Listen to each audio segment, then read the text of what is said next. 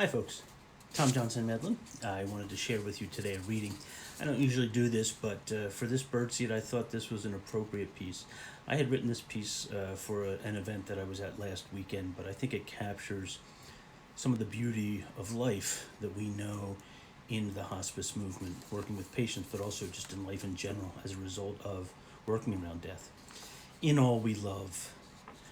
We hide pieces of ourselves below our favorite magnolia tree, where we sit in the chilly spring air wrapped tightly in our blanket with our squinty eyes closed, facing into the full sun for warmth, for light. We hide pieces of ourselves behind the rocks, just along the stream bed, where we taught our children to see the minnows and the crayfish, to notice how they move against the flow of the water, kicking up silt from the bottom in clouds as they shimmy and go on their way. We hide pieces of ourselves under the crisping, golden, fallen leaves of autumn, on the paths we have taken year after year after year, careful to shuffle and part the leaves with due ceremony and a symphony of sound only flurries that leaves can make. We hide pieces of ourselves under the lower eyelids of our children as we wipe away the tears of hurt and pain from things gone terribly wrong, and then again under the wrinkled crenellations at the edges of their smiles from things gone terribly right. That is who we are.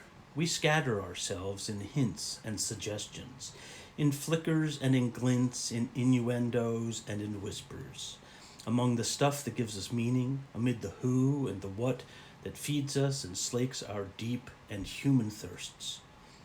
We grow on the hope and thrive on the promise that we will return to these people, to these passages of our lives, to these spaces of our wholeness, return to endlessly gather the breadcrumbs of all we have encountered, family and friends, trees and streams, paths and small swimming things. They hold the stanzas of our poems. They hold the stanzas of our songs. The songs we hear at sunset, on the wind, as it blows our hair across our face, and we squint into the sun so we can smile the deep smiles of satisfaction at being alive at the end of yet another day. We hide ourselves in people and the places we love, so every step of our journey is a coming home to our true selves and our communities of belonging. We hide ourselves in all we love.